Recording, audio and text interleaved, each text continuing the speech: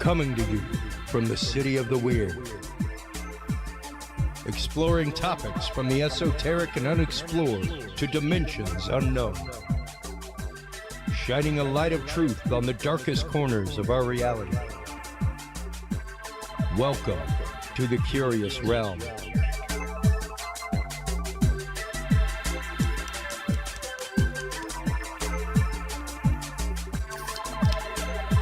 Well, hello everybody, and happy Tuesday night to you, and happy Alien Invasion Day. Apparently there was a predicted alien invasion by a famed AI, but nothing has happened. There is no alien invasion as many predictions come to pass, and nothing occurs, much like many doomsday predictions, things like that. We'll have to have a whole episode on doomsday predictions because of this, but it's been all over the communities today. So fascinating stuff. Even how that mentality takes over, even how that thought form takes over. We've got a great show tonight. We want to thank our good friends at the Shakespeare Oxford Fellowship. We had a great time going to Denver this year and covering their conference, and they did a great write-up on us in their recent newsletter. So thank you guys for that.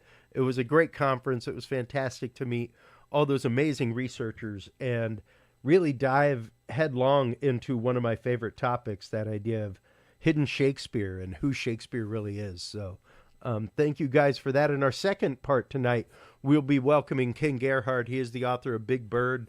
We'll be talking about Thunderbirds, both the traditional Native American aspect of Thunderbirds as well as modern Thunderbird sightings, much more in the world of modern pterosaur sightings, things like that.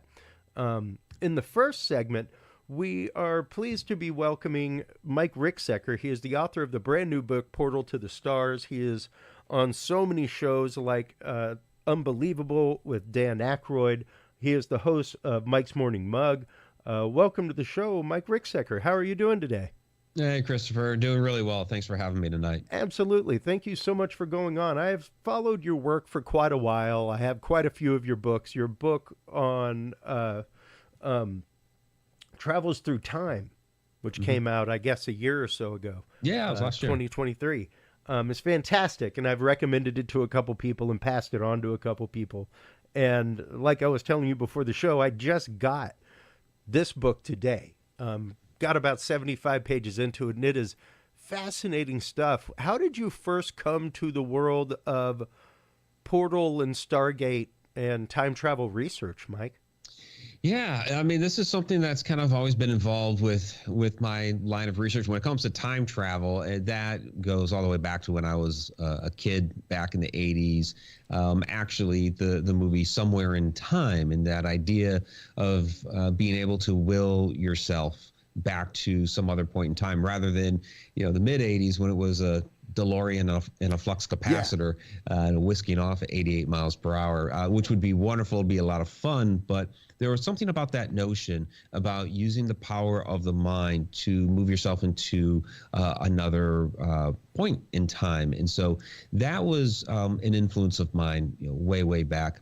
When it comes to portals and Stargates, I mean, yeah, you could say the film Stargate 1994, when that came out, really interested me.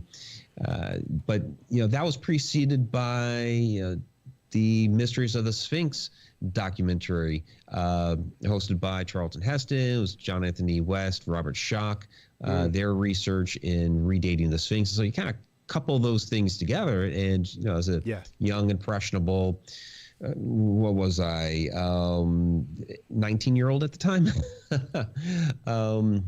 That kind of really inspired me to look into that, really, because I always had paranormal experiences dating back to when I was a young child. I've been an experiencer for pretty much my entire life. And so as I got deeper into that realm and researching the paranormal, I started discovering that there were a lot of consistencies, a lot of connections between what I was researching in the paranormal realm and this idea of portals and stargates and this sort of thing. So it's always been a part of my research, and finally going to Egypt a few years back just amplified all of that. And I dove headlong into all of that esoterica.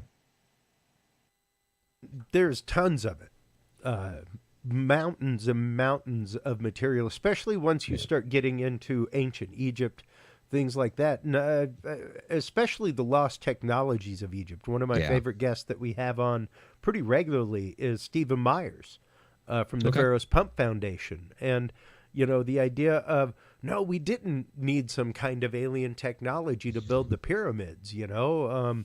We have reinvented humanity numerous times over and forgotten who we are numerous times over. Yeah. So the idea of having technologies that we're just now burgeoning on, things like storing data in crystals, that kind of stuff, is brand new to us, but something that in a situation like ancient Egypt, piezoelectricity, things like that may have been pretty commonplace. Yeah, absolutely. And you're absolutely right that, you know, civilization has risen and fallen and forgotten itself over millennia. And it's something like Graham Hancock talks about, we're a species with amnesia. And that idea actually really isn't all that new. You look back into the works of Plato when he was writing about Atlantis. You have Solon, the Greek philosopher, that's down there in Egypt talking to the priests at Sais and Heliopolis. And the one that he's talking to, Sanches, is laughing at him because, you know, Solon's trying to tell him about, oh yeah, you know, we had the great cataclysm, the great flood, these were the survivors, all that. And Sanches is laughing at him like, you Greeks are but children. This has happened many, many times, and you have forgotten again and again and again. So, that concept has been with us forever. And so when we look at some of these ancient structures and we're like, oh my gosh, you know, how did they build those? I mean, it was with some technology that's been forgotten to time. And the traditional academia, they really, you know, bristle at the terminology of, you know, the ancients had a high technology because their mind automatically goes to computers and cell phones and things like that. I was like, no, not that type of high technology. They had a higher technology in this area than we have today. You know, it doesn't mean it has to be cell phones and this sort of thing, but it is still a higher technology, just in a different area. Well, and you know, that is specifically something that we talk about regularly on the show is exactly the fact of specifically Egyptology amongst many scientific disciplines. The idea that they don't really accept a whole lot of new hypothesis.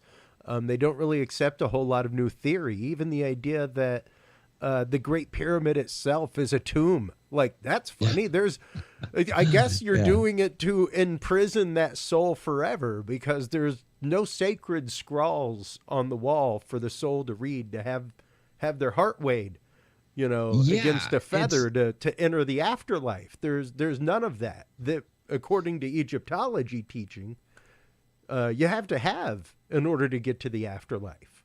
Right. Yeah. You had to have the false door. You don't find that in, you know, the Great Pyramid, or, you know, the other ones there, you know, the Red Pyramid, the Big Pyramid, none of those. The big, giant, huge pyramids in Egypt, you don't find that in.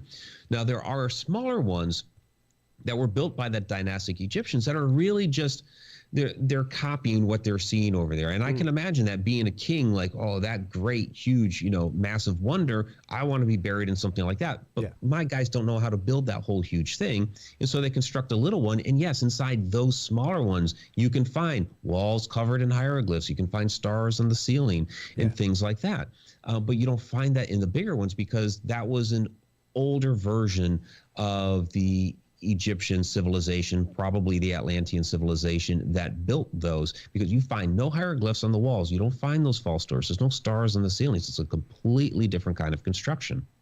Well, let's start getting into that different kind of construction and exactly how it relates to Stargate technology and other high technologies of ancient Egypt, Atlantis, etc., Mike.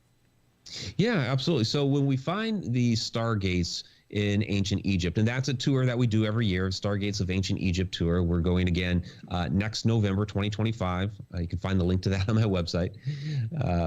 And where we find this symbolism is really all over the temples in Upper Egypt. So along the Nile River, you find it at the Temple of Abydos, or Temple of Seti at Abydos, Temple of Hathor at Dendera. You find it at Karnak, Luxor, and the symbolism is right alongside gateways into the temple, right alongside doorways into some of these rooms that were actually the Stargate chambers.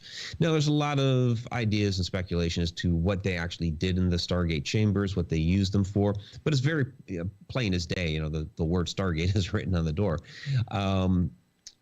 So these could have been used, yes, to travel to somewhere else in the cosmos. They could have been used to travel somewhere else on Earth, another dimension, another point in time, as a communications device. So there's a lot of different ideas as to how exactly that they were used. But the idea of a Stargate is really harnessing the power of a portal to use it at your will.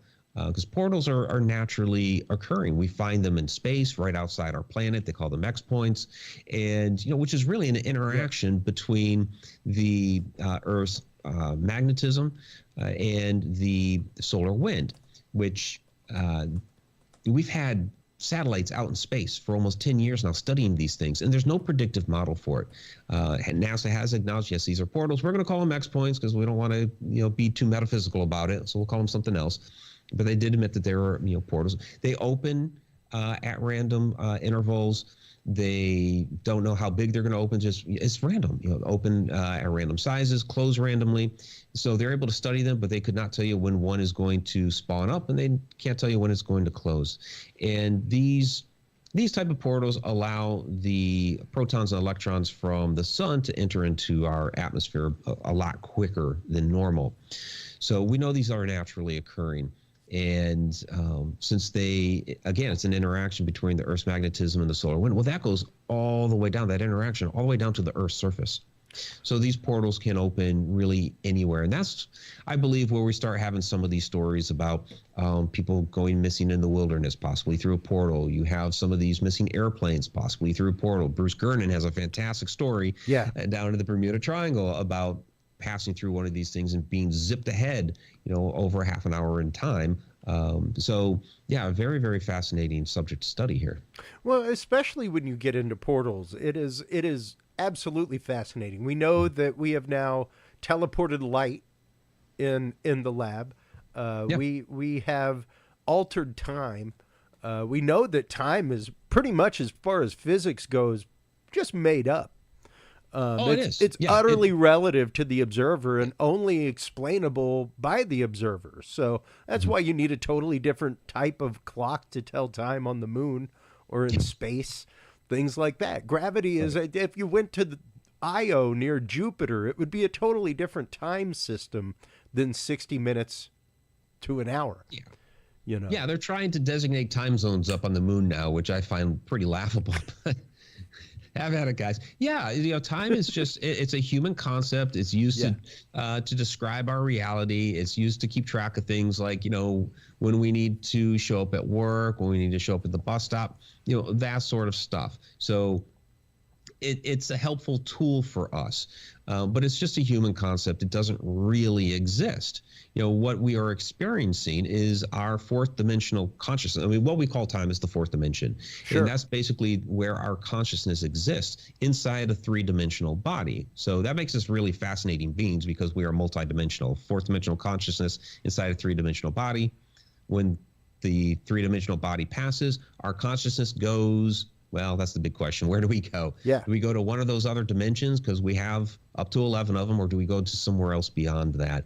And, even scientists now, Stuart Hameroff, Robert Penrose, in their concepts of the consciousness being stored in the microtubules of the brain, they've even acknowledged, and these are guys that, Roger Penrose, like, well, you call me an atheist, but because religiously he doesn't, believe in religion as a scientist. But he says, that consciousness that is stored inside the body, it goes off to the cosmos somewhere. I couldn't tell you where, but it goes somewhere. And so that's left to people like us to try to figure that out. Well, and that's just it. It's the idea that we talk about pretty regularly on the show, that we are conscious vibration, held here by quantum field, what have you, and that vibration is never ending. It doesn't change. Much like any energy, it can only change form. It can't be created or destroyed. Right. So that's kind of a quandary of physics. The fact that you can change the way that energy is, you can change the vibrational rate of it, but you can't destroy it. So where do we go? What does happen? And even when you start looking at things like remote viewing, the idea that yes, you can remote view something that happened in the past. You can remote view something that happens in the future, but quantum things in between here and then may mitigate what happens to that situation, Yeah. Well, absolutely. Yeah, there can be changes. So just because you view something in the future doesn't mean that's the way it's going to happen.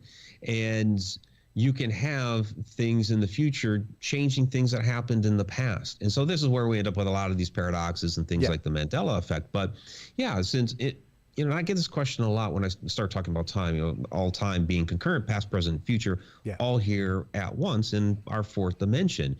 And so some people get hung up on, well, doesn't that mean that, then we're, predestined? It's all mapped out. And it's like, no, you can still make choices. And that is going to change things up and down the timeline based on your choices. And the universe is going to, correct that up and down that timeline.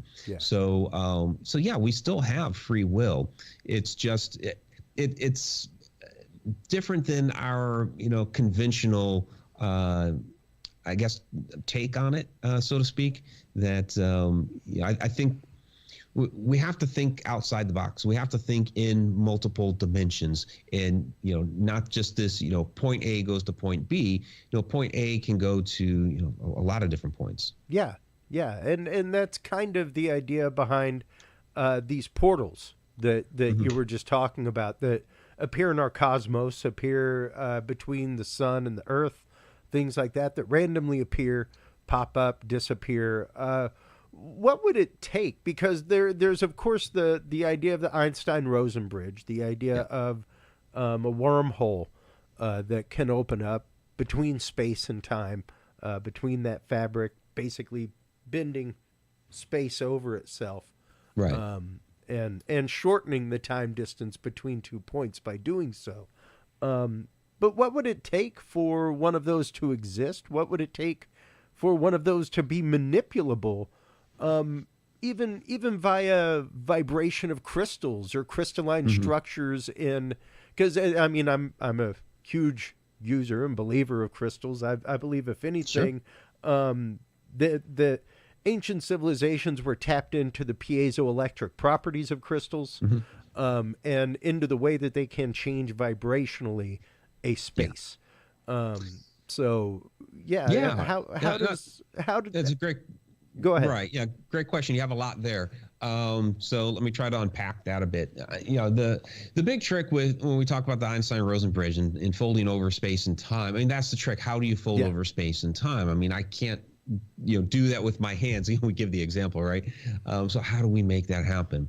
There are scientists a couple years ago in the lab, Fermi Lab, where they published a paper that they had created a baby wormhole in the lab. This is on the quantum level. They created 2 small black holes, connected them with a wormhole, and sent a message through, which is a great breakthrough. It's kind of like the very, very early beginnings of being able to create this in the lab. And people are asking questions. Well, can you send like a dog through it? It's like, come on, we're on the quantum level. No, why would you send a dog first? Let's send a probe or something through it. But so it's very small, and they were able to send a message. I think the ancients were onto a lot of things here, being able to harness that those portals and be able to use them at their will, which is again what we call the Stargates. And you mentioned the piezoelectric energy, and we find a lot of these types of sites built on, what we call, these hotspot energies or hotspot areas around the world. There would be triangle areas. We know the stone circles were built on these temples and all of that. And basically, we're talking about the telluric current of the Earth, and where these triangles and hotspots are at. It goes all the way down to the Earth's core. You have that molten ball of iron spinning around and around, creating an electromagnetic field. Yeah. And, that's great for us because it protects us from the sun, like we were talking about earlier. But as it rises up through the Earth's mantle and the crust, it's interacting with different metals and minerals. And depending on the metal or mineral it interacts with and the quantity, it creates these different localized electromagnetic fields. So, yeah, using crystals definitely would have an effect on these. We find the idea of using monatomic white gold there. In ancient Egypt, you go to the Temple of Abydos and you find the depiction of it on the wall, what they call what has routinely been called the mufkuts. But our Egyptologist there in Egypt, Mohammed Ibrahim, he's been looking at that for a number of years. His head scratcher to him is like, why are you calling this mufkuts? Mufkuts means turquoise, but you have this depiction of white cakes. And so he's been studying this for a while. And what he has deduced here is that, oh, okay, I get it now. It's the white gold, then the white cakes from Mufkut's land, the turquoise land, which makes sense. The turquoise land was in the Sinai Peninsula where all of these ancient mines were at. So they were mining gold, silver, the turquoise, of course, copper, and all these sorts of things. And this monatomic white gold was a byproduct of this mining, and they're mixing it into these white cakes and then entering into the Stargates chambers. So, given the properties of what monatomic white gold can do, it can change your chemical composition. It can basically change not chemical composition, but change your vibration, change your frequency. Is what I mean to say. And so, some of the tests that they've done on this in the lab, where it totally disappears, possibly to another dimension. Imagine ingesting something like that. You go into this chamber. So are you passing into another dimension yourself? Are you going to another point in time? Is it almost like maybe it's an experience like ayahuasca, where your body is physically there, but your consciousness is pretty much elsewhere, and you're interacting with different beings and having these visions and things like that. So, we don't know exactly what it did and how it worked, but we can see that there was something going on here. Well, and, there are two things that spring to mind whenever you bring up the monatomic white gold. Number one is the mana machine. Yeah. And the idea of where did they get the mana from? In Egypt during the time of the Exodus, and what was it? And the concept that that they actively had a machine that was technology that made this, and it was basically monatomic white gold. Right. That's well, pretty and think fascinating. about where were they walking through during the Exodus? They were walking through the Sinai area, which is where these mines were at. That was producing the monatomic white gold. So yeah, it all ties together. It all connects. That is really fascinating stuff. And what other evidence do we have of monatomic white gold use in ancient Egypt or in ceremonial high magic use? Anything like that, Mike? Yeah, I mean, we find that at a number of the temples. We find that in the wall friezes, the bas reliefs that are all over the temples. You'll find that offering, and so basically you have to look for that offering and look into the hieroglyphs. Okay, is this an offering? Oh, there it is. It's the Hebshait from Mufkut's land is essentially what we're looking for. So we see that on a number of different temples there. Now, do we have any idea how they went about creating this monatomic gold? Because I mean, typically that's not something that you would necessarily mine. That's something that kind of like monatomic silver, things like that you have to create through a chemical process. Yeah. This would have been a chemical process, and we know that ancient Egypt, as far as we know, when we go back into our ancient history, the records that we have to this point, they were our creators of alchemy. They are our original alchemists. Now that may go back further, like we go back to the Atlantean civilization and what have you. It may have been passed down from there. but they were the possessors of alchemy.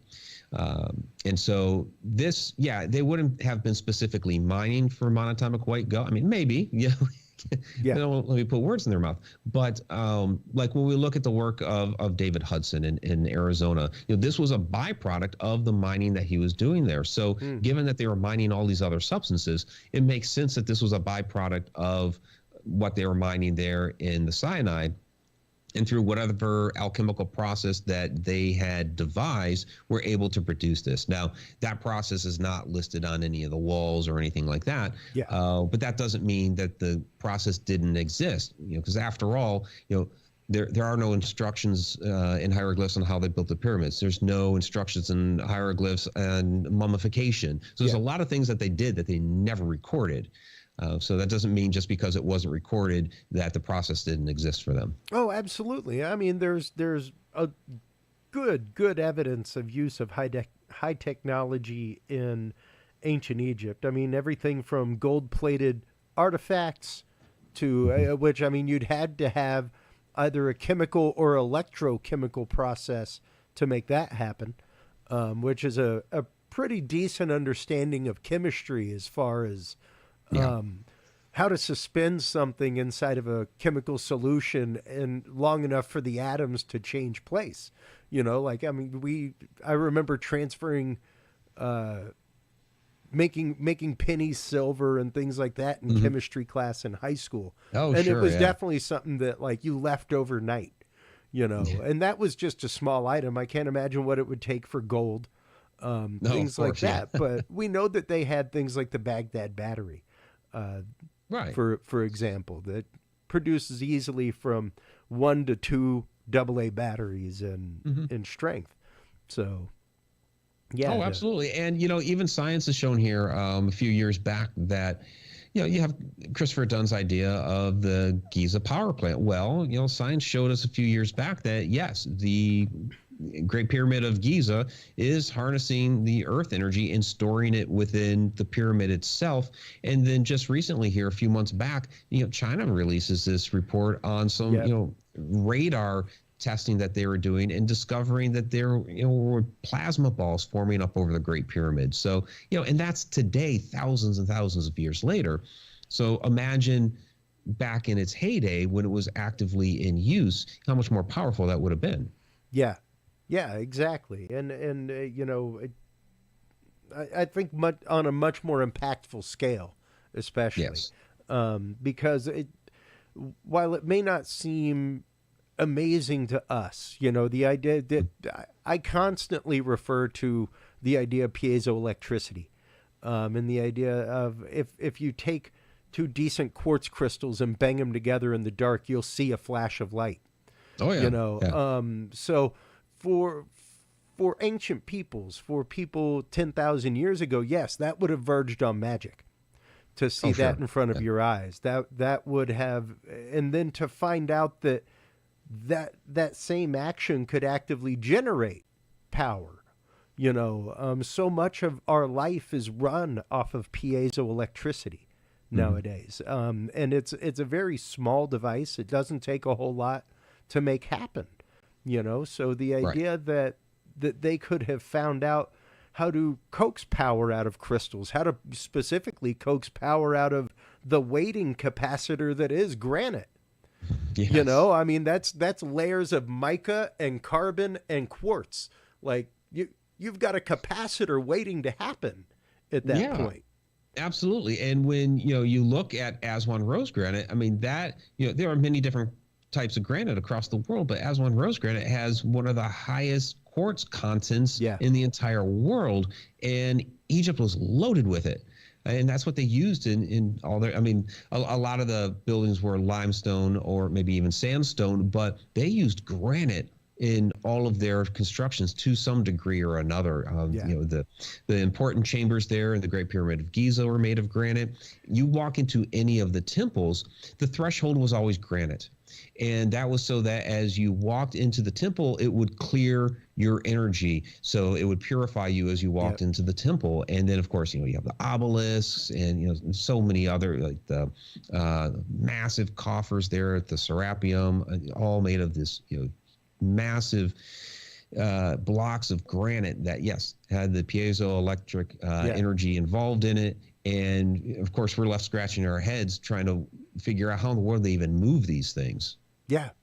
Yeah, precisely. Like how did they even get them into place, and how to even the concept, because the idea of frequency specifically, Mike, when you're talking about even moving objects, like we know, like you can hop onto Amazon right now and for $80 buy a DIY acoustic levitation kit where it floats a little pith ball on your desk, but if you upscale that and if you start thinking about, other forms of ultrasonic technology, once again, rubbing quartz together, things like that to create ultrasonic signals.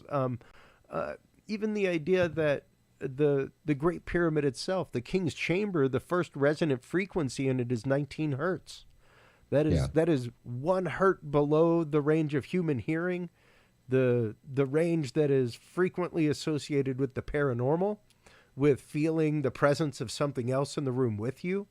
It is the frequency at which the water in the eye starts to vibrate and ocular hallucinations begin.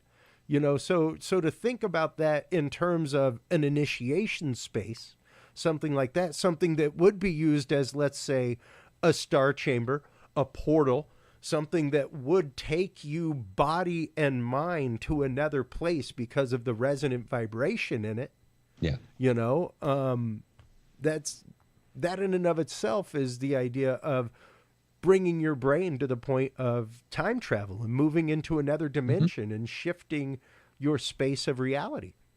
Yeah, and I absolutely believe that the Great Pyramid of Giza was some sort of machine. We find the evidence for it, all throughout there. I mean, you could say, okay, no body was ever found. The King's Chamber, I call it a coffer. Because it's a box. But the interesting thing is that, again, we're talking Aswan rose granite that's in that chamber, and it's all either brown or black.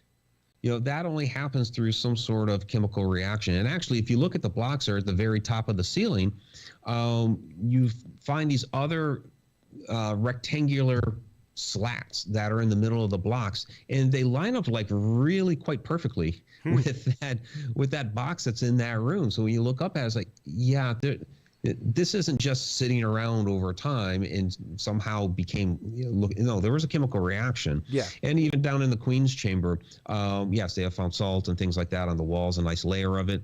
But that niche that's in there, that's inset into the one wall, it's a little corbelled niche, and traditional archaeology tries to say, well, there could have been like a statue or an idol sitting there. And I guess somehow it got stolen. Well, okay, it doesn't make sense then that behind that niche, there's a small tunnel that goes back about 90 meters. And then the whole backside of that niche, above that tunnel, is blackened, like something that was burned there. It's charred, and the stone is actually melted. So something extremely, extremely hot happened there. It wasn't some statue or idol. So, it was. The whole building was some sort of massive machine. Yeah, and that's kind of the hypothesis that Stephen Myers puts forth with the work of the Pharaoh's Pump Foundation, is the idea of it was a very large water pump that basically operated on a single cylinder principle, and the idea that expanding gases in the King's Chamber would, through suction, pull water up and water the entire valley to. Because at one point, yes, that was a hugely lush area, before it was the desert that it is now. Yeah. And in any of those ideas. So the idea of the water pump, the idea of the power plants, they're all interesting ideas. And I don't know if we're ever going to know for certain what exactly it was and how it functioned. But not a tomb, okay? And we have to remember, the most important thing for the Egyptians back at that time was the inundation season to grow crops. They had a limited amount of time to grow this stuff. It's when basically the Nile River flooded, and you had the rich black soil that would wash down, and that's where they got their name. The name wasn't Egypt. That's a Greek name. It was Kemet. the black land, named for the rich black soil. And so that was the most important thing to them, was making sure that they had a good harvest. So I think, whatever that function of the pyramid was, whether it was, energy, whether it was generating energy to, help spread across the land, give us a better crop, heighten consciousness, that sort of thing. Or like you're saying, water pump, or Stephen Meyer saying water pump. Any of those ideas I think are on the table, because the most important thing to the Egyptians were the crops.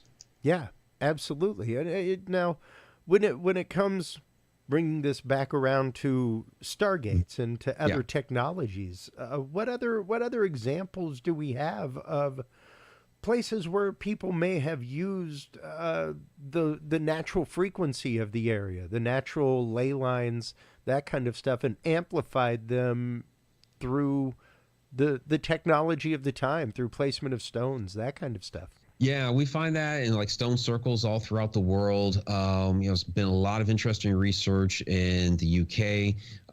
I show some examples in the book on the rollright stones, research that's been done there in past years, Avebury, where, there are, resonant frequencies that these stones are harnessing and passing around the circle and creating this spiraling energy, within it. And, they could have used this energy for a lot of different things. Whether it was for, healing purposes, it could have been used for, of course, they were performing some sort of ritual with it. They could have been entering into altered states of consciousness. The idea of portals, again, is absolutely on the table. There are some interesting stories like at Stonehenge of people that have disappeared there and things like this. And so, you have these measurable frequencies, this measurable energy that's coming from these locations. And when you look at like a place like the rollright stones, where you see this, spiraling energy that is coming out of the ground. Basically, it's a vortex. The vortex is swirling up out of the ground into this stone circle. Well, that's the three-dimensional aspect. Okay, the swirl, but 2D, just basically take a slice out. That's your spiral, and we see that symbolism all over the world of the spiral. We see it in Egypt. We see it in, all over the UK. We see it in Ireland. We see it in Sardinia. We see it in the American Southwest. We see it in Sri Lanka. It's the same Aboriginal symbol over and over and over again. Yeah. And so, the ancients would tell you, this is our symbol for spiral. The indigenous people of the American Southwest, this is our symbol for spiral.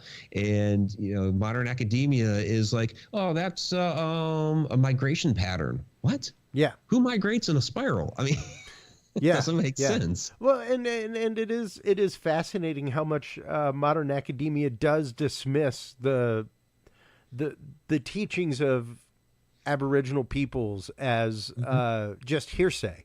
When it's like, that's funny because they have fully, in an unbroken chain, believed this for some of them tens of thousands of years. Absolutely. And when you start getting into especially portals, things like that, stargates, at sacred spaces, that kind of stuff, it is not a part of their hearsay or their bedtime stories or something like that. It is a deep part of their religious ceremony and a deep part of their actual religious belief that this is a connection to somewhere else.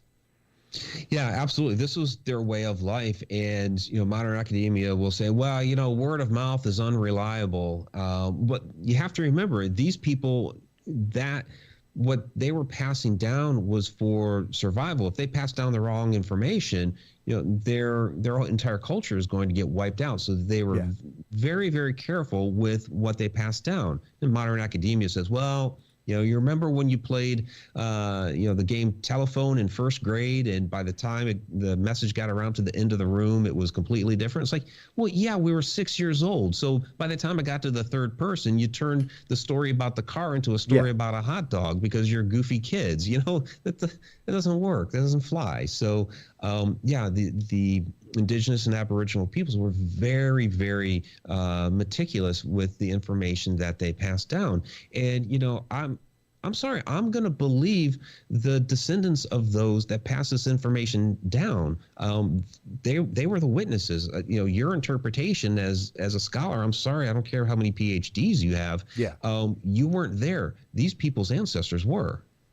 Well, and that is a regular topic of discussion on this show, is the fact that all too frequently science forgets that first step of science, and all too frequently the experiencer forgets that they have started the science. Mm-hmm. That first step of science is experience and observation. Then you gather data based on that, and then you form a hypothesis. But like as an experiencer, things like that, so frequently people forget that they have started the scientific process. Whether or not they decided to hop on the train of it is a different story, but the science has already begun. And so frequently, especially when it comes to paranormal, when it comes to topics like this, Mike, when it comes to things even like Graham Hancock, and I love the way Graham Hancock answers it. I never said I was a scientist. Right. I am a reporter. And he's an investigative journalist. Yeah, and you know what? I'm following a trail of clues. Yeah. Nothing more. And this is where it's led me. Being in that position. So, I didn't have a journalist job like Graham did. He was his career started abroad, and he started noticing the customs there in Ethiopia. So he ended up writing a book. He was on location covering a different story, but he noticed these things going on in Axum, and so he started writing about it. And that's kind of how he fell down the rabbit hole. Yeah, he was an investigative journalist, and that's kind of my take here. My degree is in it's computer science. My degree is in simulation programming. So that's, you want to talk about simulated universe or something. I mean, I can give you some particulars. But I became curious about all of these different things, and it's freeing because I'm not stuck in the box of geology. I'm not stuck in the box of archaeology or some of these other sciences, where I can step back and I can look at how all of these different fields take a location, I don't know, Stonehenge or the pyramids or whatever, and I can take everybody's research on that and find the connections together. And that's what we were able to do. Like, Graham saying, piecing the clues together. Yeah, absolutely. Well, and that's just it. It's the idea of you can't really find a Bigfoot expert because we haven't proven Bigfoot.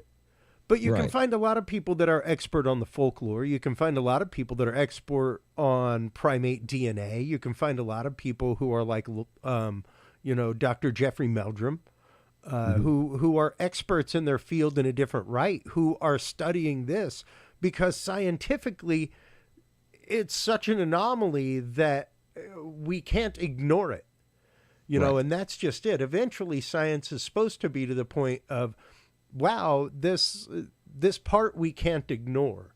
And that's one of the reasons I'm a big fan of the relabeling to UAP from UFO, is because it brings phenomenology into it, which is fully a part of science.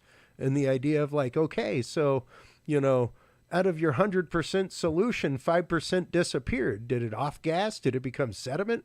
What happened?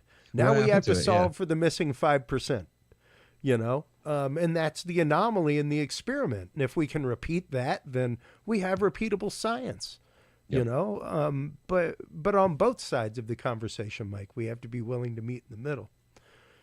I think that far too often traditional academia gets hung up on this idea of supernatural, paranormal, just the term. They don't want to discuss it at all. But I like a quote from Dr. Hans Holzer years ago, where he said, there is no supernatural world. Everything that we are experiencing is actually quite natural. And I love that, because it is very true. These things that we are dubbing as paranormal or supernatural are kind of those exceptions to the rule. There are things that don't usually happen to us. They are, something very rare that occurs. It's that like 5% that you are talking about. And so it is a part of our world. It is a part of our universe.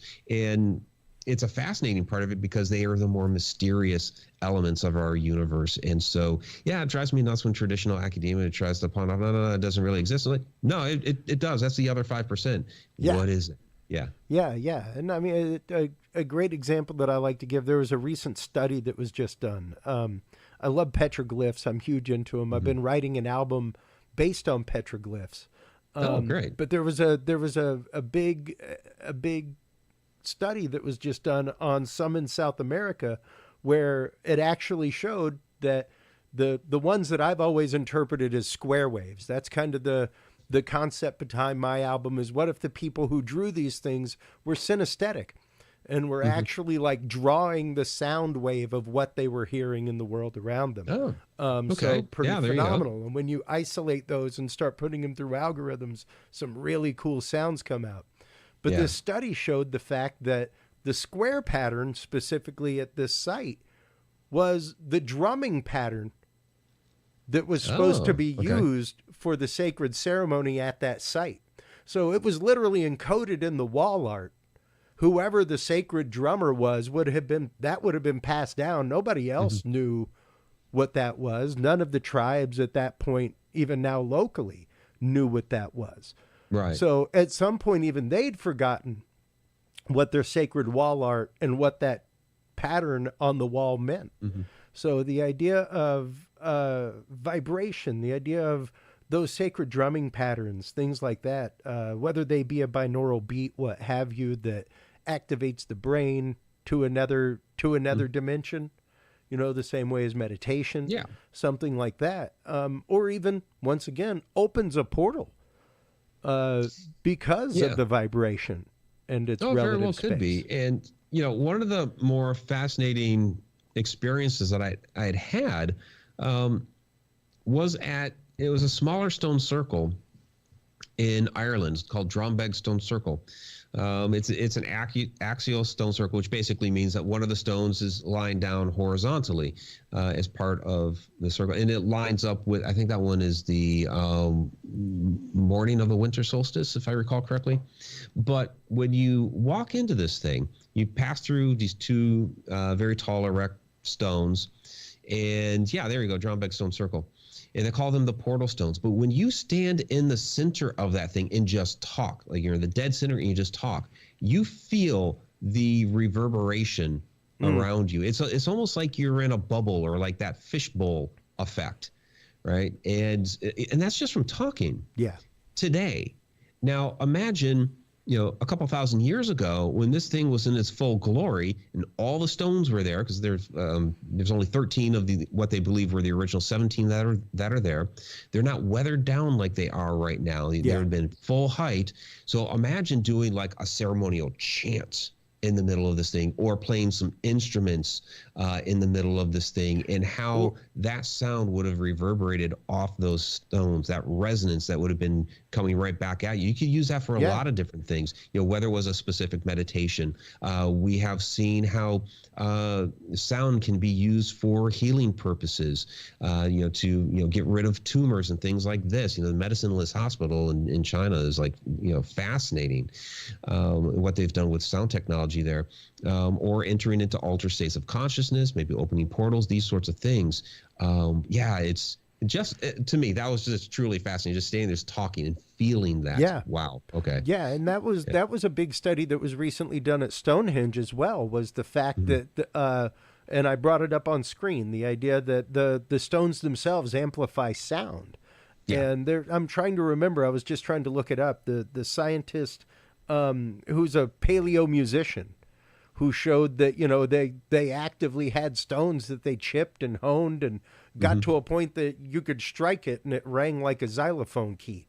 So the idea that the stone circle itself may have been an instrument that was played or beaten like a drum while somebody was inside of it to expose them to frequencies.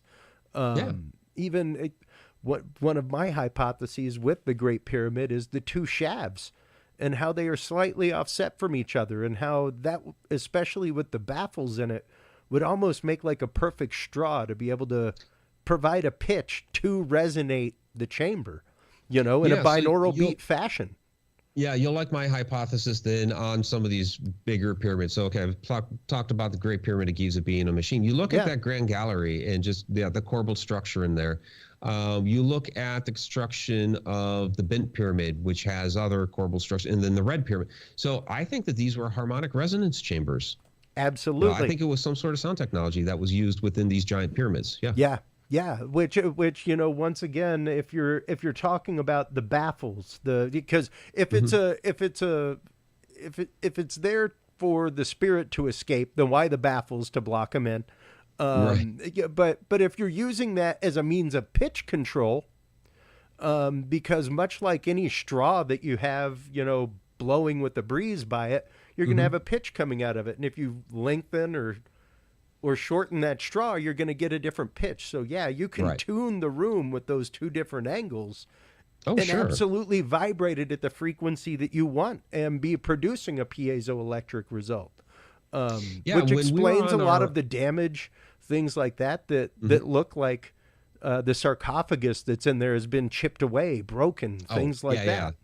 So, yeah. So we had on our last Stargates of Ancient Egypt tour this past April, we had a woman with us. She's a performing artist in Europe, primarily like Switzerland, Germany. Steph Lechef is her name. And so we were in the central chamber of the Red Pyramid, and she sang in there, and it was just beautiful. It's like, that's what this room was used for. Yeah, something to do with sound. Yeah. Yeah, no, precisely. And when you start looking at so many places like Malta, those chambers where, but once again, resonating at almost 19 hertz, things like that, where it's very much tapping into the next dimension, what's around us, whether you're trying to tap into it for a connection to your ancestors, what have you. But the ancients had an amazing, Epidaurus was always one that I remember going there when I was 19 years old and hearing my professor strike a match at the bottom of Epidaurus while we were up top. I'm an audio engineer by trade, and it still just blows my mind to know that like that wooden match sounded like it was right next to me, and it was 200-300 feet down. That's amazing. Just blew my mind. And that was geometry that they knew. For us, high technology, we use computers to tune rooms like that for construction now. Right. Whenever you're building an opera house, that kind of stuff. They did it on the regs. Yep. So it's pretty. Yeah, it was a different type of high technology, but they absolutely had it. Yeah. Yeah, and these things do lead to different connections of reality. They do lead to different opening of chakra points. Yes. Things like that. So yes, as far as I'm concerned, whether you're talking an actual travel through time or whether you were talking somebody's altered perception of time, where they go, they have a visionary experience and they come back. I don't necessarily consider them different, Mike. Yeah, all of these things, and that's part of my platform, Connected Universe Report. All of these things are connected, and it's just, we're putting the pieces together now through our modern lens, and I think, we talked a bit about the differences in what high technology really is between us and the ancients, and I think our modern society a lot of times forgets to put that ancient technology into the context of the ancients. We try to put our modern lens on it, and it just doesn't work. We have to put ourselves into the mindset of those ancient peoples and the way they would have lived, the way they would have worked, and the way they would have interacted with their environment, which is far different than the way we interact with it today. Oh, absolutely. Absolutely. And it was very much a live or die interaction, Mike. Like we were saying a while ago, it wasn't in their vested interest to obstruct or corrupt the stories that they passed down. If you didn't pass down the proper story as to why that constellation rose in the sky when it did, suddenly crops ain't getting in the ground right. Right. You aren't moving as a society with the food that you need to hunt.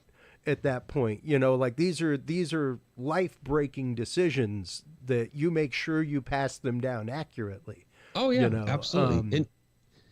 And people ask, well, if these things were so important, like the building of the pyramids, and all this other high technology that we've been talking about, how they constructed these blocks and tools that we know that they had to have had, but haven't shown up in the archaeological record yet. Yeah.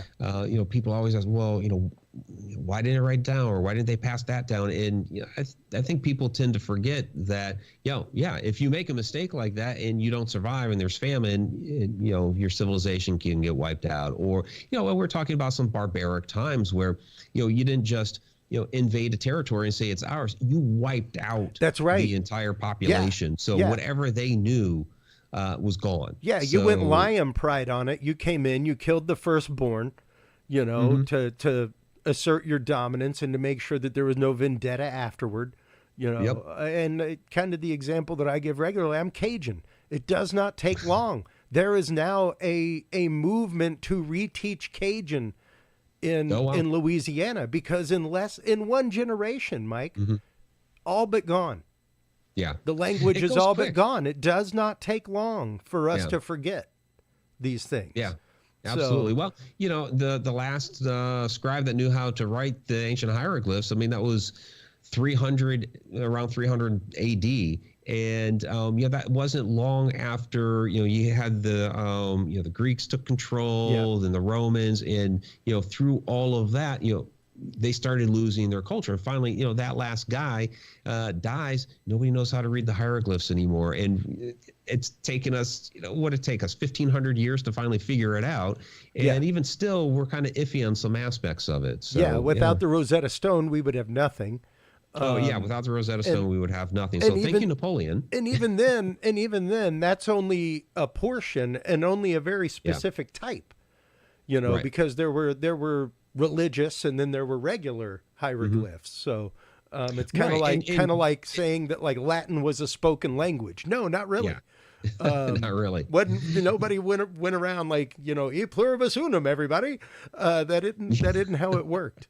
So there are still hieroglyphs today. They have no idea what they were, because there'll be like a single hieroglyph sitting there, and they'll try to put it into some sort of context, or it might mean this, but they don't know. You need to find multiple representations of it to really try to figure out what some of the. I mean, yes, most of ancient Egyptian is a phonetic language, but you have a lot of these other determinatives. You do have some ideograms and things like this in the mix that leave you scratching your head sometimes, especially if there's only one of these particular ideograms that's sitting there. And there's one with the it looks like a bird man.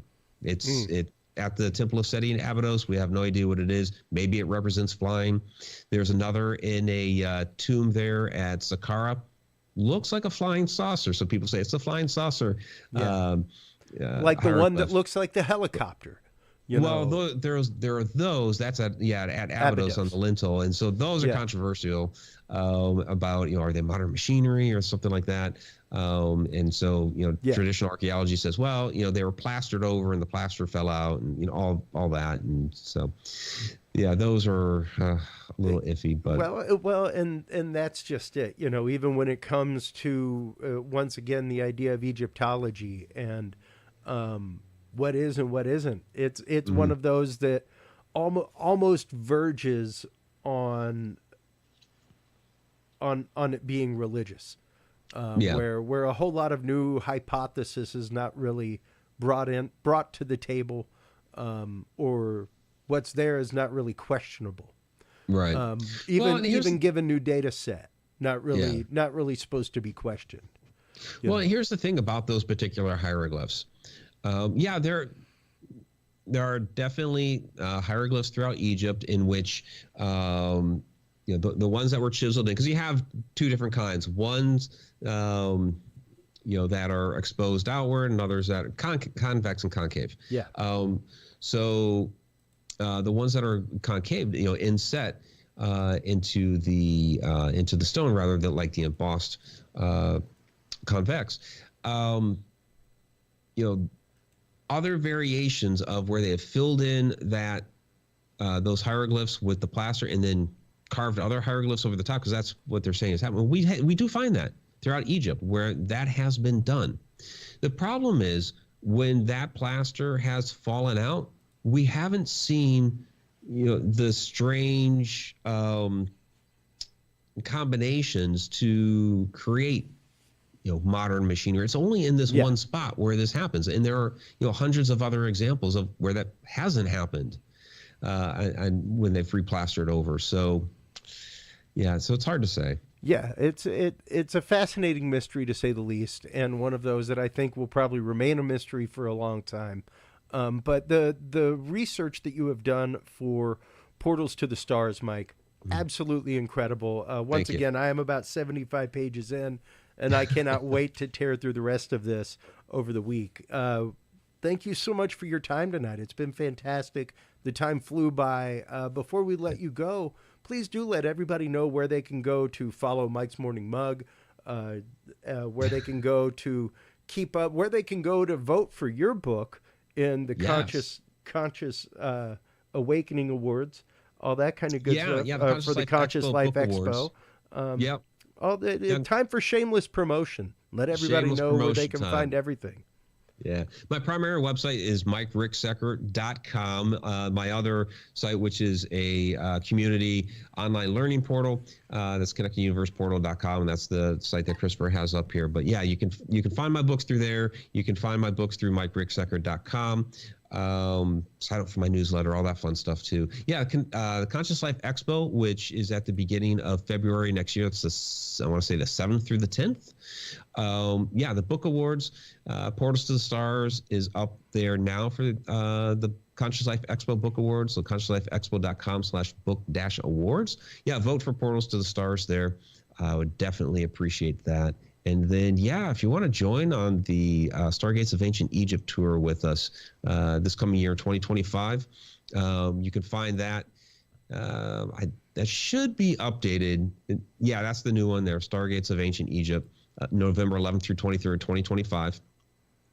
You can also find that link through my mikericksecker.com website. So, we'd love to have you join us. We're visiting a couple of new sites this time around, but we'll go through all of those Stargate temples. We have 2 hours in the Great Pyramid just to ourselves. Our group, the entire thing is open to us, so we get into all the chambers.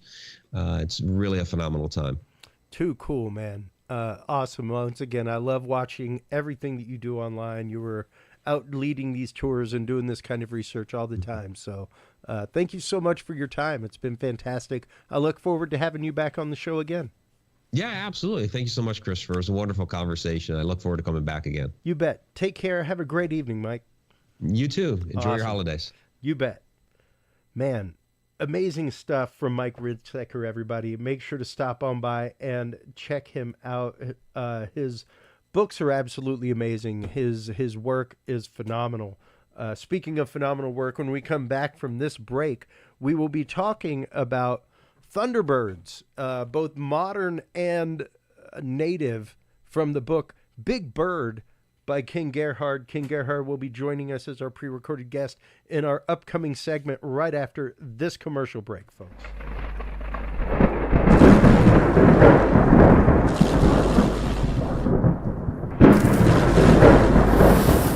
The key to good science is good research. At the heart of good research is a good data set. With the field observation and encounter log from Curious Research, you can easily keep track of your investigative information all in one place, making it easier to review cases and readily see comparisons and contrasts between them. Whether out in the woods squatching, in a back room gathering EVPs, or using high-tech gear to track UFO, UAP activity, this easy-to-carry, pocket-sized scientific data log is the perfect companion for any field researcher. You can find your copy of the Curious Research Field Observation and Encounter Log at Amazon.com or visit the official Curious Realm store at curiousrealm.com/store to reserve your copy for yourself, your family, or a mind that you want to open. That website again is curiousrealm.com/store.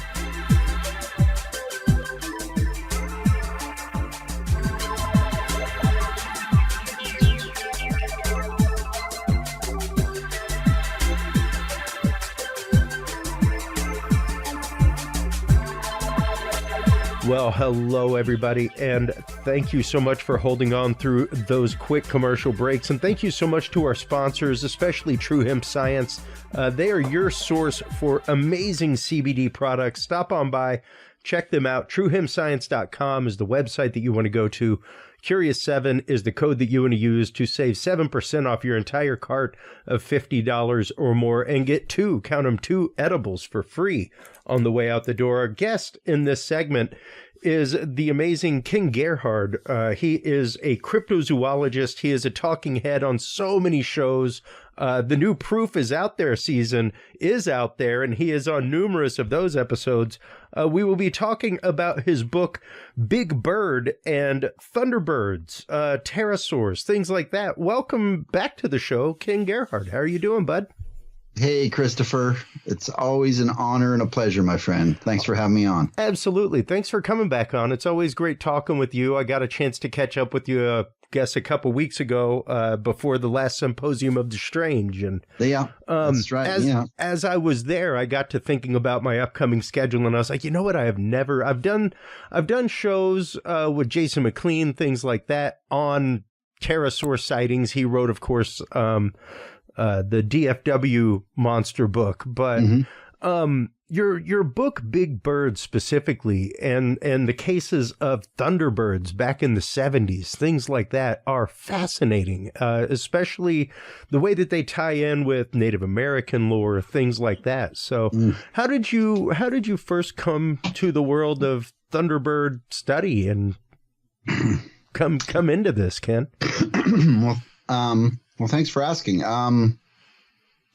I'd say about 25, 30 years ago, I started doing, active field research for, Bigfoot and some other cryptids.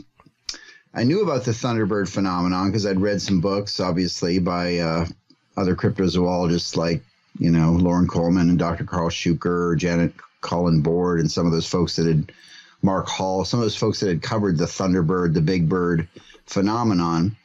And then in October of 2003, I was introduced to a gentleman in Houston who claimed that he had a sighting and of one of these living pterosaur creatures back in 1983 when he was a young man.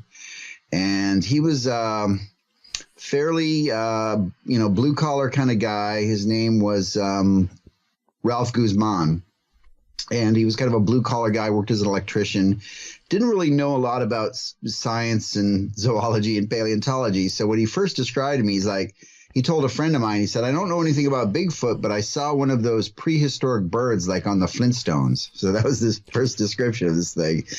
And I knew right away what he meant. So I interviewed him at length, and he came across as very sincere and credible. And according to Ralph, back in 1983, he and his friend were leaning on their old Chrysler out in the front yard. This was in Pasadena, which is just southeast of Houston. Yep. And he claimed that this thing just flew over their heads. He said it wasn't huge. I mean, it had a wingspan like 6 feet across. He said it was completely featherless. It had like a leathery kind of brown or tan hide type covering. It had these two indentions in the side of its head, which were very strange. Not the eyes, but other kind of pockets. Interesting. And then it had like a head crest and then a long tail dragging behind with a little, and he drew a sketch for me. And the tail was like a very diagnostic kind of a fin shape, like a rudder type thing. So it was actually struck me at the time, it was very similar to another sighting that had occurred in the same year, 1983, down in right outside of Los Fresnos, Texas, which is down on the valley. And in that case, an ambulance driver named James Thompson was coming back from an inspection with his ambulance, and he claimed one of these things flew across the road in front of his ambulance, and it was about as wide as his ambulance, as he described it. And that was actually covered by the local newspapers. They called it a strange bird. But again, clearly what he described had no feathers. And we have to remember that birds, one of the characteristics of all birds, that class of aves, is that they all have feathers. Yeah. So this thing, he said, was featherless, had these bat-like wings, and again, the same long tail with the same exact shape on the end he described as Ralph Guzman.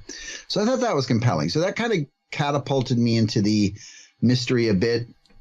From there, I drove down to the Rio Grande Valley on several occasions and connected with a guy who was an old-time researcher there, who had researched the sightings for years and years, Guadalupe Cantu III.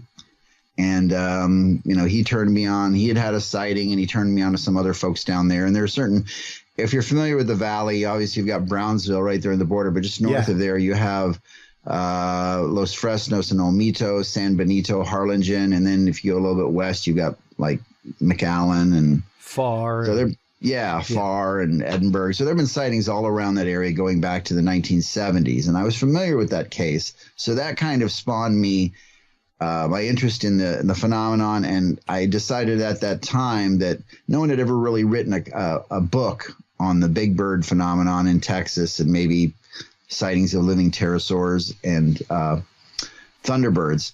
And I guess we need to delineate, Christopher, because when we say thunderbird, to a lot of people, it just implies something with wings. A bird has got wings and something flying through the air. But we do generally get two types of reports in this field. There are many eyewitnesses. I've interviewed dozens of seemingly credible people who swear they've seen giant feathered birds with about wingspans ranging from 12 to 20 feet across, huge birds. Usually dark color, solid dark color, and a kind of a hooked beak like an acipterid or raptor. And those connect very well to the Native American traditions you talked about. If you go around the North America, you'll hear about the Tlanawa and Wakanyan and Pinase and Chegwe and Huhak and all these different Native American names for giant birds, super eagles, thunder beings. But then we have the other types of reports we get. Very similar to Jason McLean's sighting, and also the Kling brothers had a sighting when they were young, and several people I've interviewed have clearly described flying reptiles,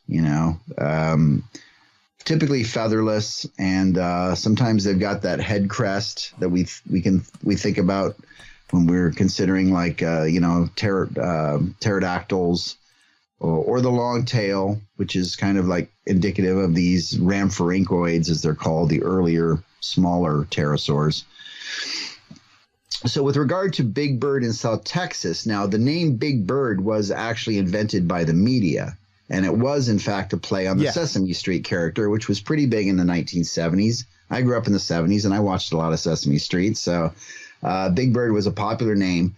But if you delve into the eyewitness descriptions, what a lot of people are talking about, at least in the Texas and South Texas, are more of the living pterosaur types. Yeah. They say they have bat-like features, the leathery wings, faces that are described as looking like not so much a bird, but sometimes bat-like or cat-like. Or there was even a name. It's interesting. Many of the Mexican-American people in the valley actually referred to the big bird as a tacuache, which actually means possum in Spanish.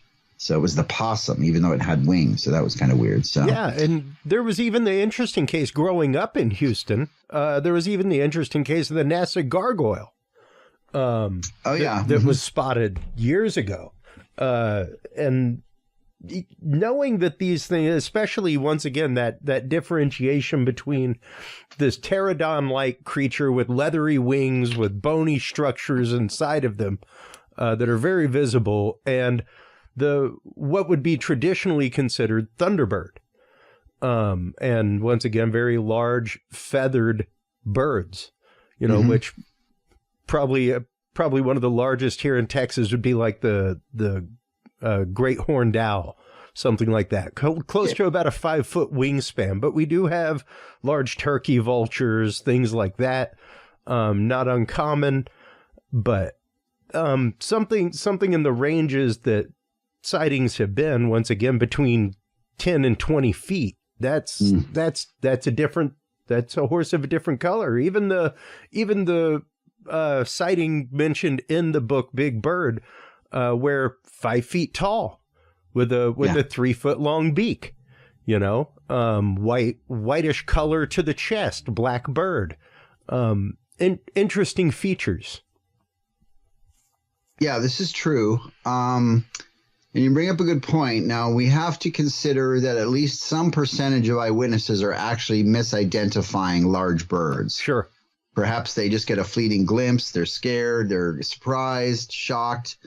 There are some what I refer to as big bird mimics and also pterosaur mimics. And in terms of the big bird mimics, it depends on where you are in the country. Obviously, if you're out in Southwest California or Utah or the Grand Canyon, you could actually possibly see a condor. There are California condors, a few hundred flying around in those areas, and those have about a 9-foot wingspan. But as far as the largest birds in North America, you have the white pelican, Pelecanus americanus, which has probably about a 10-foot wingspan. They're pretty big. People know what pelicans look like, though, right? Then you get into like your eagles, your golden eagle. Aquila chrysatos has about a 7 or 8 foot wingspan on the female. Bald eagles, close to that. Storks and cranes, sandhill cranes, wood storks, and the like. And I often like to discount the vultures, Christopher. I'm sure it's the same for you in Austin. I see 100 vultures a day. I mean, they're so common. Yes. I doubt anyone would identify a vulture for a mystery animal, and big horned owls. So there, you have these candidates of big birds that could potentially be misidentified as, these Thunderbirds, big bird type things. So that probably does happen. Now, I do have an Excel spreadsheet where I've amassed all of the traditional Thunderbird, big bird, not the pterosaur type, but the big bird type reports. I probably have the largest database, I would think, of any researcher of sightings going back to the 1800s. And some interesting archetypes emerge. So, for example, in terms of the traditional Thunderbirds, the average estimated wingspan that people describe is about 14 or 15 feet across. Some describe bigger, 20 feet. Some it's a little bit shorter, or 12 feet. Some of this is obviously due to the difficulty in estimating the size and wingspan of something that's flying up in the air. Probably be easier if something were perched on the ground or on a building or something. But when people see something in the air, it's hard to get that perspective, right? Is it bigger and farther away, or is it smaller and closer? But if you go through, the hundreds of sightings, the 14 to 15 feet is the average estimated wingspan. Solid dark color, as I mentioned, typically black feathers, but sometimes dark gray or gray, and sometimes brown. White is kind of rare, but you do get a couple of those. And then, as I said, the hooked beak, which is usually like a predator, like a raptor type of beak. So that's a pretty, with some degree of variation, but overall, it's pretty consistent with that. Now, in terms of the other type, let's talk about our living pterosaur group. Yeah. Those creatures, there's a much more variation in terms of what people are describing.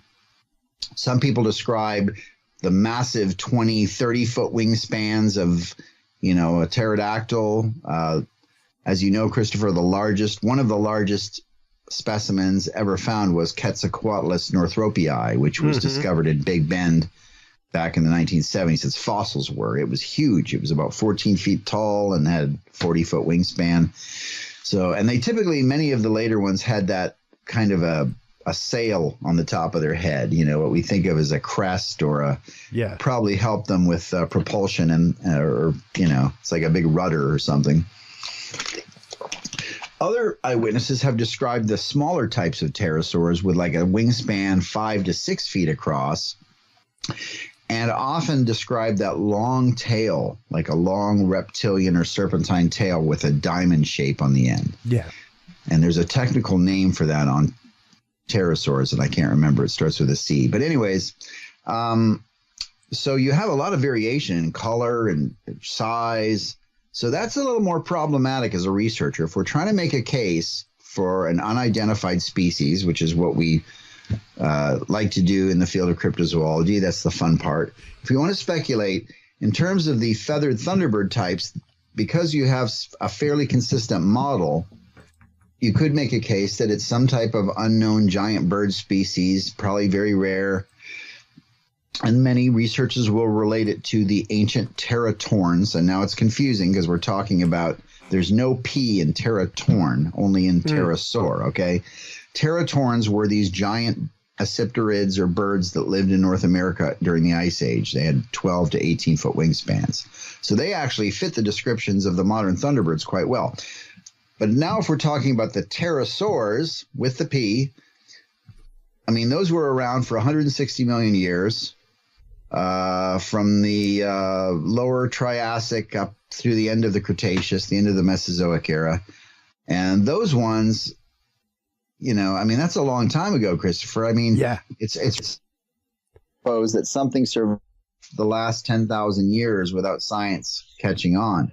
But now if we're going to push that window back 65 million years ago, there is no fossil evidence that I'm aware of that is more recent than 65, 66 million years ago of pterosaurs. So that's a pretty big gap. Yeah. So I don't know. It's a fascinating mystery because you have all these different variables, and I'm certainly not questioning the veracity of the eyewitnesses that have seen these things, because I've interviewed dozens and dozens of, you know, and they're usually pretty credible people that seem to have a pretty good head on their shoulders and some knowledge of, you know, what birds look like and what these other things look like and so forth. So, yeah. Yeah. And, you know, one of my favorite things about you, Ken, and about reading your work is that you will absolutely give a case, give an example, things like that. And if you yourself think that, you know, well, you know, this witness was okay, but there was something with them that was a little amiss, I think, like, you fully say that in your work. So you are not a researcher that's prone to flights of fancy. You aren't a researcher that's prone to necessarily coaxing an account to fit the narrative, you know. And that's one of the things that I love about your work, is that you truly do keep the science involved with it. And even when it comes to once again, the hard classification of these kinds of sightings and the differentiation between them.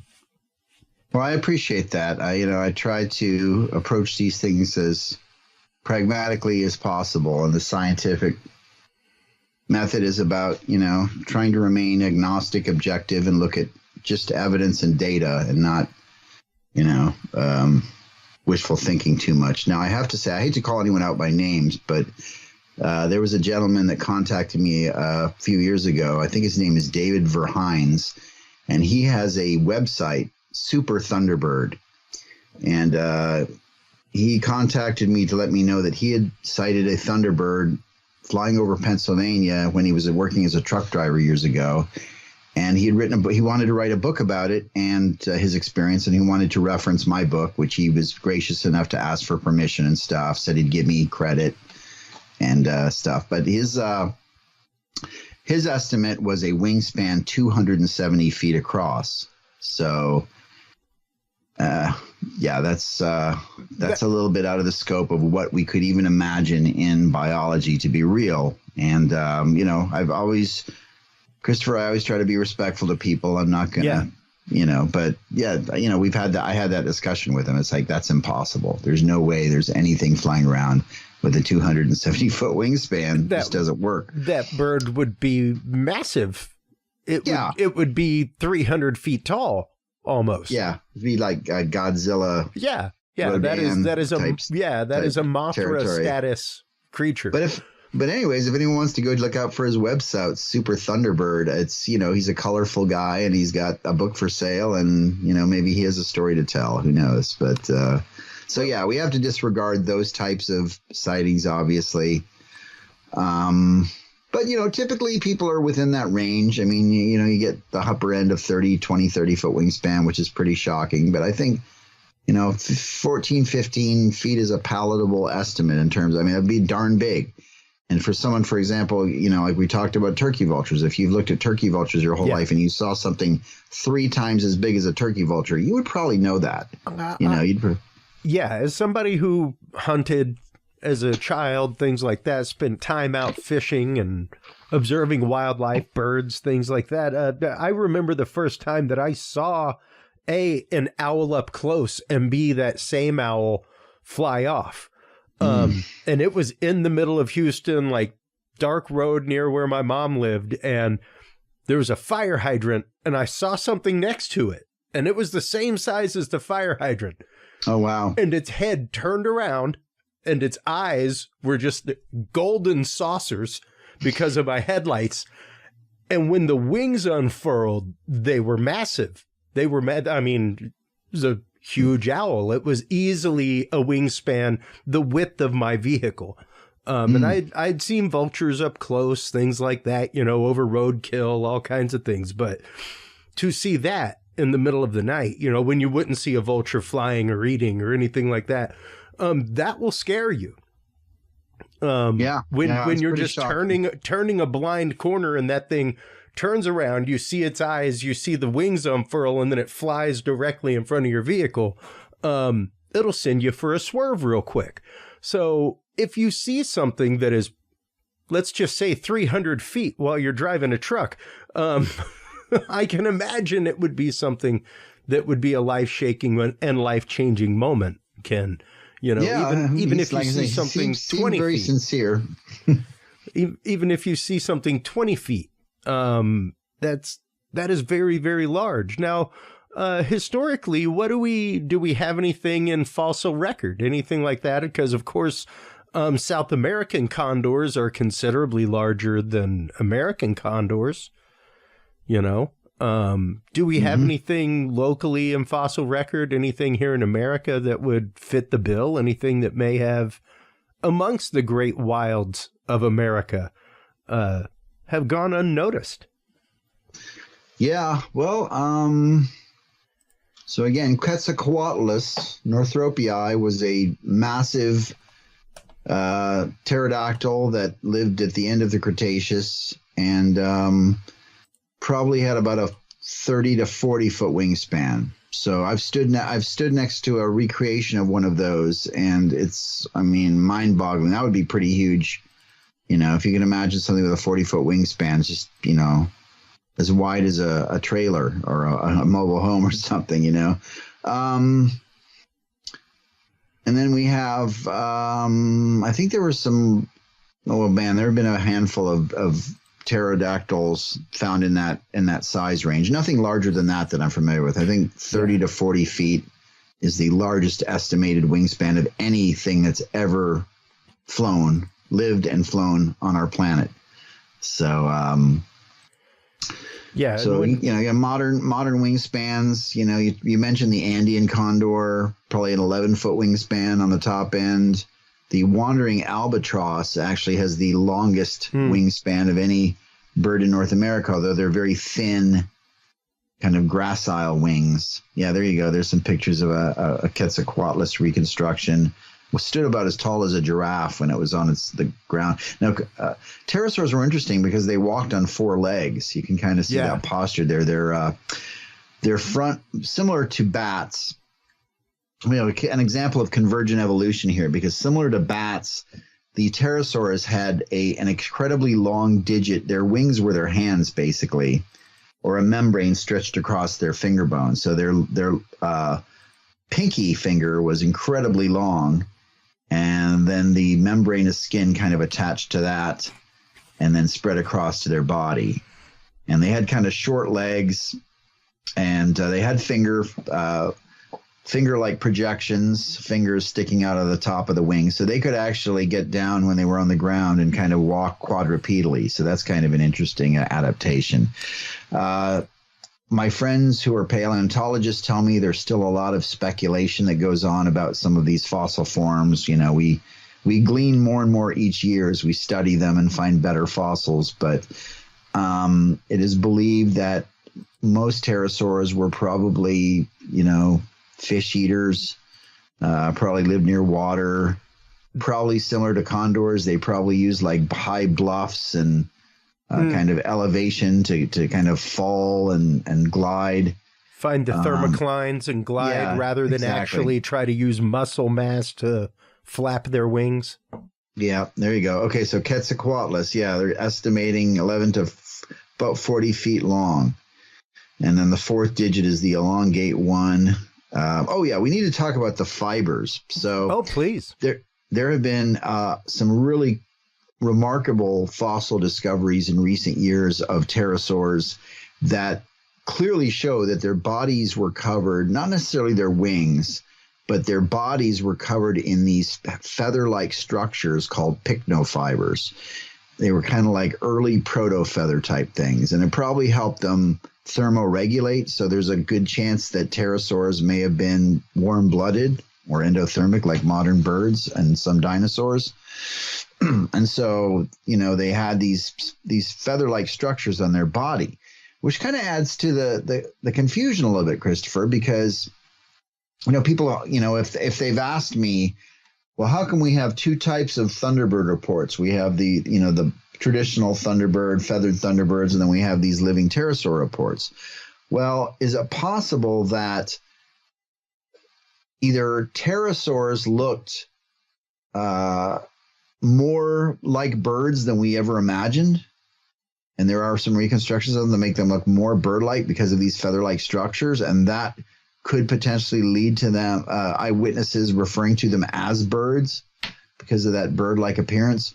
Or if there are in fact living teratorns, the Ice Age giant vulture type birds from the Ice Age, could they look so weird and prehistoric to us that some people, will mistake them for having more of a reptilian appearance? Or a prehistoric is a word that comes up a lot when people are trying to describe these things. What does that mean? I guess it means different things to different people, right? It looks kind of ancient and, like a fossil or something. So, there's a lot of cool science behind this if you really get into it and study the different types of sightings and reports. And these new fossil finds all the time. There you go. The Archaeopteryx, the first bird. Yep.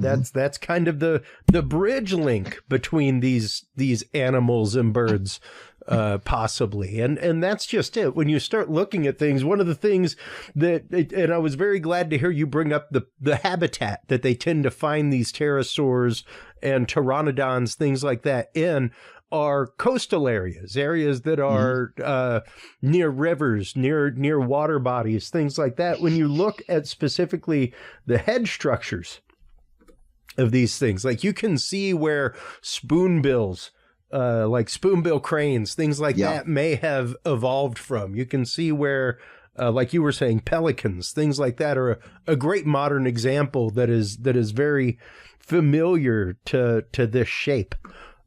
So you can see where there may be link along the biological chain in that kind of way.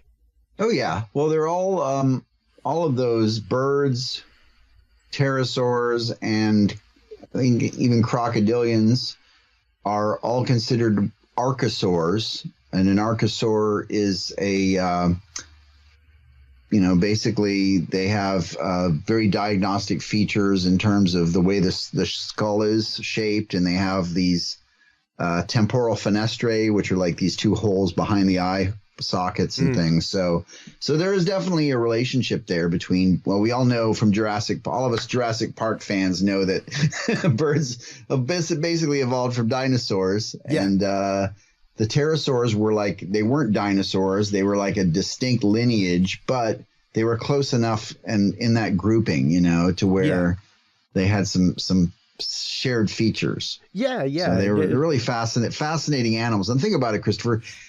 Pterosaurs ruled the Earth's skies for 160 million years. There were no birds at that time. I guess Archaeopteryx probably sprung up during the Jurassic or something like that. But for a long time, it was the pterosaurs were the dominant species in the air. And then, of course, as they began to die out and the dinosaurs died out, then the birds kind of sprung up and filled that niche. So yeah. And when you're talking about that, once again, and this is something that we discuss with not only you but other cryptozoologists, is the idea of when you're searching for an animal, does it have the available food source? Does it have the available area to be able to breed without competition, to be able to breed without fear of predation, things like that? So would it be possible for a a small grouping of these, and because that's what it would take. It would take more than just a random breeding pair, to have survived. Yeah, there would have to be, you're right, a viable breeding population to avoid genetic bottlenecks and things like that. I don't know how to even speculate on something like that, but you're talking about at the very, very minimum several hundred, and maybe in the low thousands. So that again creates another issue in terms of why aren't people reporting them more often, or why in this amazing age of photography and drones and cell phone cameras haven't we gotten better images? I'll tell you an interesting sidebar in terms of alleged photographic evidence of Thunderbirds. So the most famous alleged Thunderbird photographic image of all is known as the Thunderbird photo, and it was allegedly taken in the year 1890. According to the story, there were some ranchers out near Tombstone, Arizona, who'd shot this giant flying crocodile-like thing out in the desert, and they took it back to town, dragged its body back to town, and then there was a photograph taken with about 6 or 12, depending on who's telling the story, men stretching this thing out in front of a barn. And this is, you're showing a photo here, which is, there have been many hoaxed, fabricated reconstructions of this famous alleged photo. So before everyone out there starts sending me photos from Google Images, I've seen all of these, and they are clever reconstructions. But you get the idea.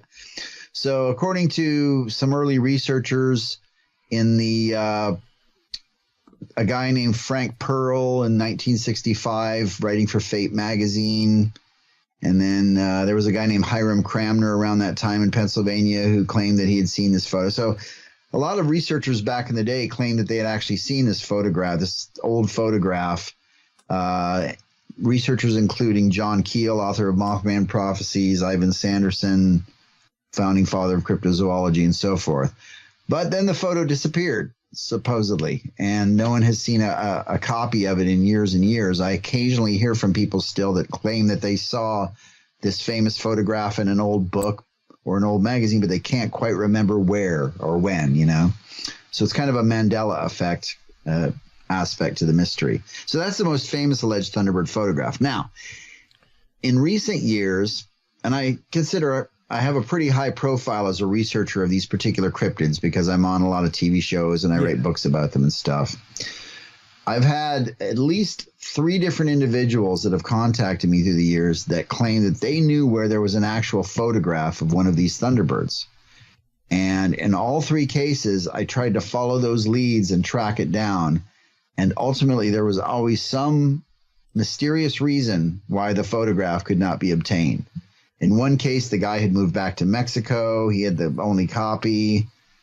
There was a lady in Canada who said that she saw a picture of a Thunderbird in a Native American museum, but I couldn't follow that track down. I forget the third one, but isn't that interesting, Christopher, that whenever anyone comes to me and says, "Oh yeah, I know where there's a photo of one of these Thunderbirds," and of course, I'm on the trail right away. Like, okay, how can I get a copy of this? And then ultimately it just fizzles out every time. And it's just like, no, you can't see it.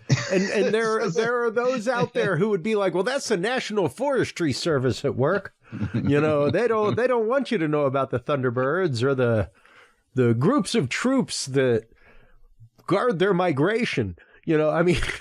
Things like that get a little bit out of pocket. I got a good story. And they're out there. Interject me. There was a guy named Barry Sedania who contacted me and said that his father worked as a border patrol agent years ago, and that they were on patrol and they pulled up on a military truck removing a dead pterodactyl off the road.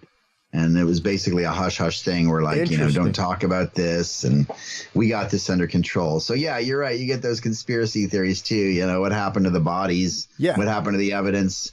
Yeah, yeah. Well, I guess the Men in Black got it. You get it in the Sasquatch community as well, and it's interesting, and they're fun things to listen to. But you do have to kind of wonder, like, what would be the vested interest and why?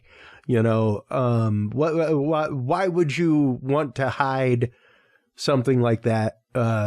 I don't even now. It's the fact I tag you with articles on Facebook all the time for your cryptozoology class. One of them was the recent find of that huge pterodon thigh bone that was like taller than a man. Like, I'm a tall guy, and the scientist was about my height, and it had about 4 feet on him. Yeah, you know. And when you look at that, it's like, my God, look at the size of this animal that, yes, once flew over the skies of South America and North America. Now the question comes to bear through mass extinction events, through deforestation, through everything else. Would one be able to survive? You know, would a grouping of them be able to survive? I don't know if that's possible, really. And the only thing that I've been able to come up with, and it's a far-fetched theory, but in terms of a breeding population of living pterosaurs, I think the only location in North America where they could be hiding would be like the Sierra Madre Mountains in northern Mexico, which are pretty remote. I've been there, and it's a pretty remote area, very low population density, very, very different from what we're talking about in terms of known pterosaur habitats. Definitely not near a lot of water, not near the ocean, or it's kind of a lot of desert and stuff. Yeah. But the reason I bring that up is because all the sightings along the Rio Grande Valley, and based on limited contacts with Mexican researchers, I'd say you have also a lot of reports of these things in northern Mexico. But there are actually engravings. There are some Aztec ruins near the city of Veracruz known as Tajín, Tagin, where supposedly there are engravings of pterosaur-like animals that were depicted by the ancient Aztecs.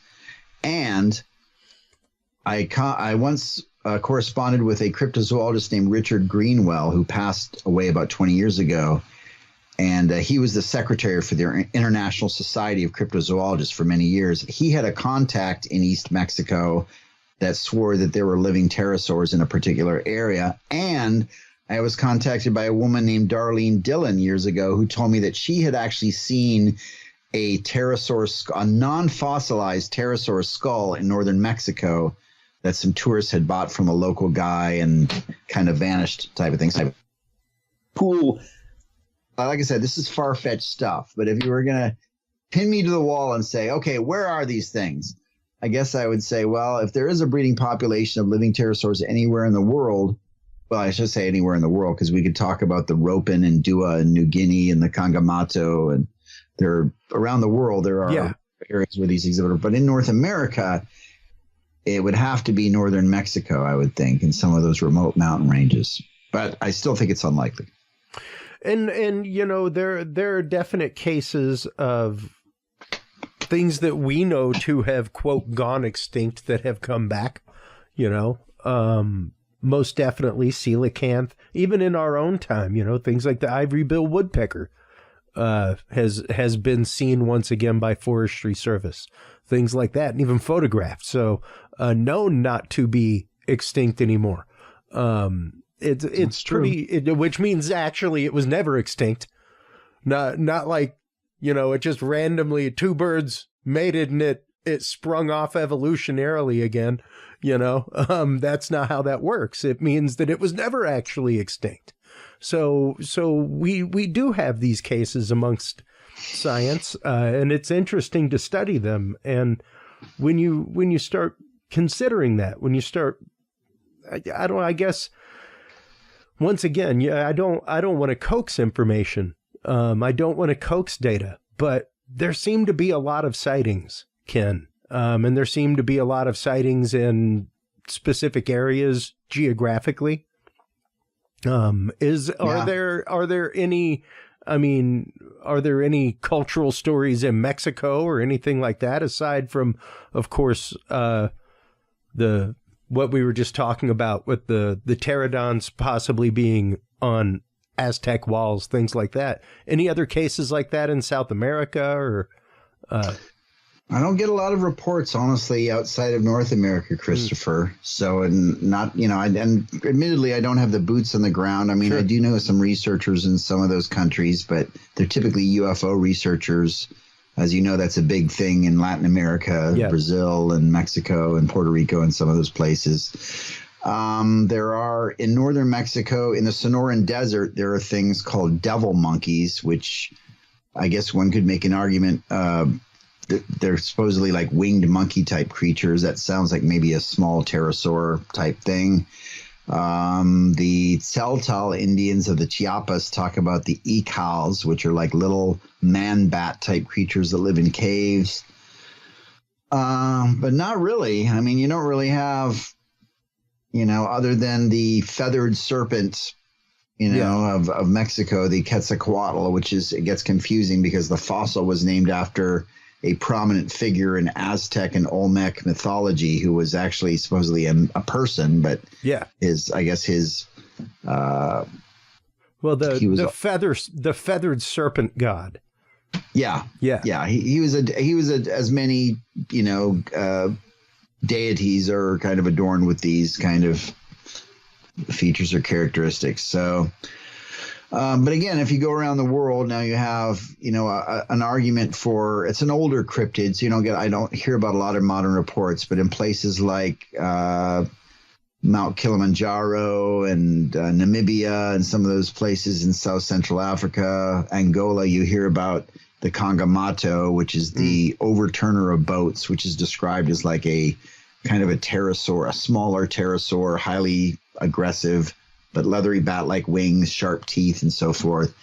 But more recently, in recent years, we've gotten a lot of reports out of Papua New Guinea of the Kangamato, the ropin, also known as the dua or indaba bird.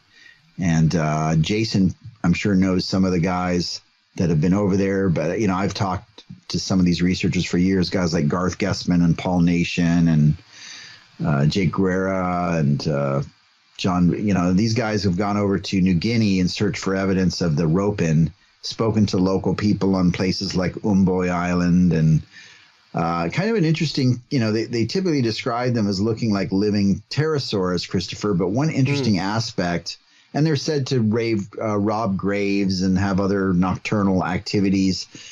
But an interesting characteristic that's been attributed to the ropin is that it actually can glow, that it emits this bioluminescent glow or light source. Interesting. And in fact, my friend Paul Nation, who's done 5 expeditions down there, took a picture of one of these glowing things that in the night sky that I guess one could argue has kind of a wing-like, looks like wings or something. So really, I don't have a way to, I think it's an interesting theory. I don't really see a way that something like a higher vertebrate would have this. I mean, you have bioluminescence in nature, obviously, deep in the ocean, and weird fish and bugs, lightning bugs and things like that. Well, but to attribute a higher vertebrate that glows, that's kind of a far out idea. Now, granted, I would caveat that with saying bioluminescence within the spectrum that our eyes can see. Because because there has been, over the last probably 5-6 years, quite a bit of bioluminescent data coming out of Australia with mammals. And it's pretty interesting. So when you start considering especially nocturnal mammals, so when you start considering the fact of like these things appear only under long wave UV condition, that kind of stuff, only under infrared condition. So if that's a spectrum range that animal can see in, absolutely a great means by which for them to have specialized breeding, all kinds of things in the environment that they live. But if you're talking a bioluminescence like a jellyfish or a firefly, I'm with you on that. I wouldn't generally think that the biosphere of a mammalian body would necessarily do that. You bring up an excellent point. Obviously our eyes are limited in terms of the spectrums that we can see and identify. So that is an interesting idea. But what's really kind of intriguing is that Garth Guessman and Jake Guerra and some of these other Ropin researchers that live in North America have kind of shifted their research from New Guinea, for obvious reasons. It's very expensive and dangerous to go there, to North America. And I've talked to them about how there are sightings, and we know there are sightings because I've interviewed many eyewitnesses here in North America that have seen them. But they are actually going out at night, and they're seeing anomalous lights in the sky. The Marfa lights, in fact, they thought, we're speculating, could be some of these pterosaurs, living pterosaurs flying around at night. So they've almost kind of become UFO researchers, Christopher. They're out at night, Interesting. With cameras and telescopes and things, and taking pictures of anomalies in the air flying around, and they're identifying them as pterosaurs. Or, so I don't know, bully to them for doing the research, because at least they've got boots on the ground and they're making a strong effort to document something. But but I'm not sure if I'm sold on that idea yet. No, and granted, we were talking about specifically that familiarity body type, things like that pterosaurs specifically have with bats, but that doesn't necessarily mean that they were a nocturnal animal, and you don't really have a whole, there are some birds that will migrate overnight, geese, stuff like that are known to do that. And probably an hour or two post dusk, stuff like that. Living in West Houston, we saw them flying over to Katy regularly in the evening time, 8 o'clock at night, things like that. Now, 10 o'clock at night, 11? No, not necessarily. They're normally bedded down. But, I don't know about a whole lot of birds that are truly active during the nighttime hours and that kind of way. Just the owls, pretty much, Yeah, and most of that is due to what they eat, and how they eat. That's a good point. There are a lot of reports or sightings of these big birds, thunderbirds, pterosaurs, whatever you want to call them, at night. Not exclusively, but more than you would expect to see from a species. Because like you said, you'd have to understand more about the predation patterns and, what are these things eating and, Well, even, Appendix 1 in the book is entitled Pterosaur Dawn and Dusk. But you have tons of sightings in here, and that's what I love about it, is that you have all the sightings, appendicized, everything else. Amongst those, Ken, how many have happened in the modern era? How many reports do you get, let's say, in the last decade? Oh, man. I usually get a handful of intriguing reports per year. So like last year, I remember there was a woman from New Mexico. I think it was near one of the missile ranges, maybe Alamogordo or something like that. Her children had claimed that they'd seen a smaller type of pterosaur flying over, and they were pretty adamant about that. Prior to that, there was a cluster of sightings up in Oklahoma that Lyle Blackburn and I investigated and featured in our American Monster Tour documentary. We call it the Oklahoma Demon Flyer, which was kind of an homage to the Ropin. Ropin means demon flyer, supposedly in the native tongue. This was up west of Oklahoma City in the town of Bethany and out near Yukon and Bethany, Oklahoma. All right. I think I had a pretty good Thunderbird sighting in New Braunfels a few years ago.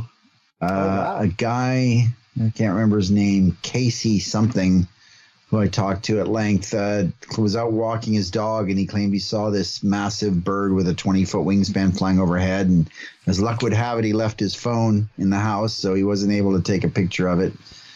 So, I get sightings up near you in the Austin area, Round Rock, and every year I probably get a higher concentration from Texas because I'm in Texas. So I still get reports from the Valley.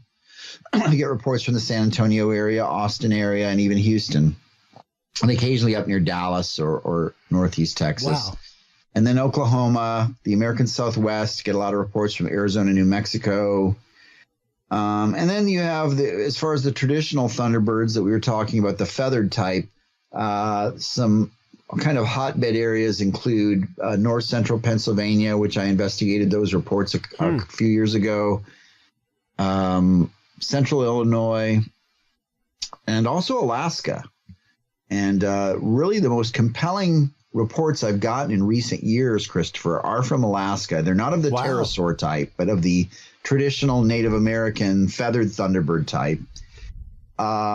Several people, I was contacted by several individuals that, to my knowledge, don't know each other, but they live kind of in the areas, if you're familiar with the areas on the outskirts of Anchorage, you've got Wasilla and Palmer, and then east of there you have the Matanuska Glacier.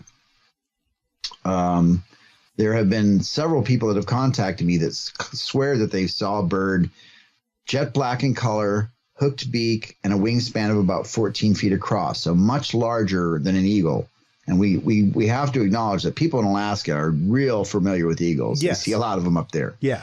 So several different sources over a span of a few years reporting these big black Thunderbirds. And in 2019, there were a number of sightings down near Juneau, and those made the newspapers. So Alaska, I think, and I've told people this, if you're going to make an argument for a giant winged species that has not been acknowledged by science, Alaska is going to be your best bet in North America. I mean, we're talking about vast habitat, 600,000 square miles of 37 mountain ranges, 4 million lakes, 6,000 miles of coastline. Yep. Endless salmon runs and food supplies. So yeah, as a zoologist, you could get a little geeky about that, you know. Oh wow, maybe there is something up there because you got this vast unexplored areas. Yeah, you've got a wilderness quite literally the size of Texas and more biodiverse. Yeah. So I mean, those are interesting reports up in Alaska. And I actually I have one pterodactyl report from Alaska, one solitary one. It's actually eastern Alaska, kind of on the border with Yukon there in Western Canada. So that's kind of far out. I don't know if pterodactyls would be flying around up in northern Canada, but who knows? So it's all fun to speculate about. So yeah. And, you know, once again, the decades and decades of these accounts, not just here in Texas, but beyond, are fascinating. There's always the story from the Midwest in the 70s of the kid that was picked up and dropped in his backyard. Marlon Lowe. Yeah. You know, Mm-hmm. There are numerous famous stories about these. And it is fascinating to see that they extend into modern day, that they extend into suburban and urban areas, you know. So it's not like development has necessarily stopped them, you know, and that's interesting to consider as well. So. Have you ever seen that movie Q? No. That's out there. There's a movie called Q. It's from the early 80s, and it's about a giant prehistoric bird that roosts in an old abandoned skyscraper in New York City. And it comes out at night and clutches people, grasps people off of rooftops. Stars Michael Moriarty. It's kind of a fun, it's a little bit offbeat. It's kind of a quirky, offbeat, kind of tongue-in-cheek horror movie. I think it was, I can't name the name of the director, but he's done a lot of these like really weird. But anyways, if for any fans out there that just like a good science fiction movie about a thunderbird or a giant bird, check out Q from the early 80s. It's a really fun movie, and you know, it kind of plays off this whole motif that we're talking about I today. will add that to the short watch list. I just wrote that down on my show notes. So, man, Very I want to cool. thank you. So, and you know, even looking as I was scrolling through the Rapon a while ago, the traditional statue of it is strikingly similar to the bird's head that we were talking about a while ago, to the Thunderbird head, where it's like it had a 3-foot long beak, you know. So that was interesting to me, the fact that was a similar attribute there. And when you're talking about these sightings across the globe of modern Thunderbirds, not the native Thunderbird, but the idea of pterodons, pterosaurs, that kind of stuff. Once again, it's not just here in the American Southwest, in Texas. They range all over the place. So it is interesting to look at, and a fascinating phenomenon to study. So thank you so much for the work that you have done into it. Thank you so much for your work in the book Big Bird. Amazing book. You can stop on by and get that. Let everybody know real quick before we let you go, Ken, where they can go to get your book. You also have an amazing winged cryptids course. You have a whole series of courses. I myself took them. I have my certificate from Ken Gerhard. So let everybody know where they can go to find your classes, where they can go to sign up, where they can go to get their copy of Big Bird and other works by you, Ken. Well, I appreciate it, Christopher. Thanks for having me on once again. Yeah, I have a website, kengerhard.com. And if you're interested in my 6-class online cryptozoology course, I'm actually starting a new session this Saturday, December 7th. And so you can enroll by going to my website, kengerhard.com, and then clicking the tab on the top that takes you to cryptozoology courses. And then it takes you to Patreon. And I have different options, including the live course. There's for $60 a month, 2-month obligation, you get the live course. Or if you're on a budget and you're just kind of a casual, for $25 a month, I will send you a pre-recorded high-quality class each month with all the related materials, quizzes, and so forth. And as you mentioned, you can earn a certificate. Absolutely. If you take all 6 classes. So absolutely. And man, as you know, I go to a lot of conferences. I attend a lot of conferences just professionally. I hear doctors speak, all kinds of things.